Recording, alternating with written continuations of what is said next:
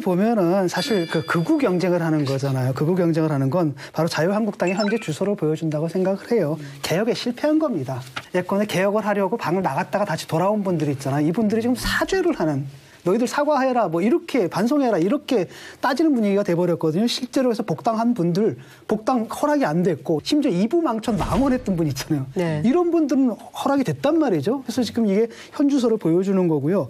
재밌게도 이제 핵 얘기를 하잖아요. 근데 비핵화도 그렇고, 그 다음에 핵 개발도 그렇고, 자유한국당의 문제는 대북 관계 속에서 북한의 비핵화를 믿지 않아요, 이 사람들은. 북한이 핵을 갖고 있다는 것, 핵 보유를 갖고 있다는 걸 기정사실화하고, 그래서 미국 하고 어떤 협정을 맺는 거냐면은 미국에서 북한의 핵 보유를 인정을 해주고 다만 트래거라 그러죠. 왜? 장거리 미사일만 포기하는 식으로 협상이 될 거를 전제하고 거기에 대한 대응으로 좀 이런 얘기를 하고 있다는 것이고요. 이것은 바로 뭐냐, 자유한국당이 갖고 있는 한계를 명확히 보여준다는 거죠. 네. 저는 이 대목에서 오세훈 전 시장에 대해서 좀 개인적으로는 좀 안타깝다는 생각이 드는 게, 황교안 전 총리에 대해서 비판하는 목소리들이 있는 가운데서 주요하게 있는 것 하나가 과연 시대 정신에 맞는 후보인가.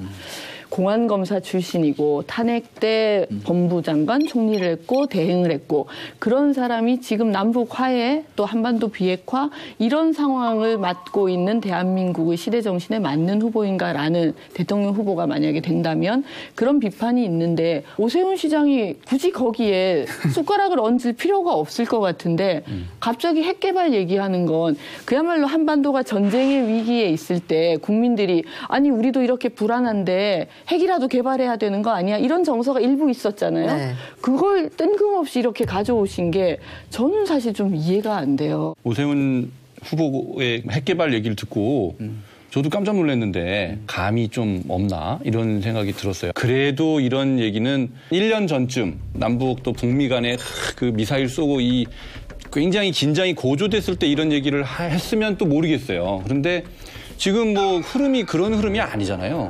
진정돼 가고 풀려가는 분위기인데 뜬금없는 이런 얘기를 했단 말이죠. 그다음에 이제 황교안 전 총리 같은 경우에도 자랑할 게 그렇게 없어서 지금 통진당 해산을 가지고 자랑을 하고 있는 거거든요. 그 통진당 해산 주장을 저는 뭐 할 수 있다 하더라도 이게 제가 보기에 가장 큰 문제는 너무 짧은 시간에 이루어졌어요. 국민이 지지해준 정당을 그렇게 간단하게 사법기관은 선출된 권력이 아니거든요. 선출되지 않은 권력이 선출된 권력을 그렇게 간단하게 재단을 할 수가 없는 거예요. 그럼 민주주의 원칙에 위배되는 거거든요.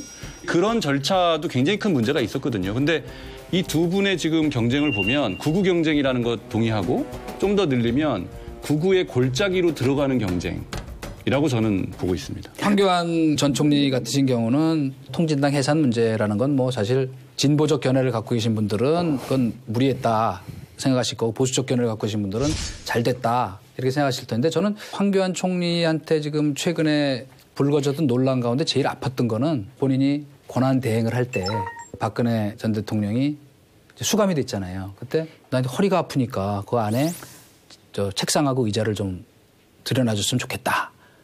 그래서 구치소에서는 판단이 안 서니까 어떻게 할까요? 올렸더니 법대로 해라. 사실 특혜긴 하지만 그 정도는 베풀어 줄 수 있는 것인데, 그런 일 때문에 박근혜 전 대통령이 섭섭하게 생각했고 최근에 3번이나 면담을 거절한 것도 그것이다.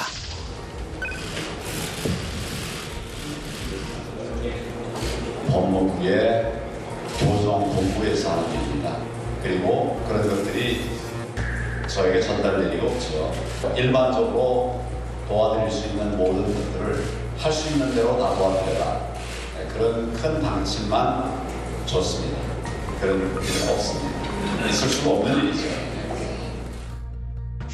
우리 황교안 지금 전 총리의 최대 정체성은 어쨌건 박근혜 대통령과 관계된 이미지란 말이에요. 그래서 이런 것들이 자꾸 더 씌워지면 남들한테 저 사람 왜 저러지?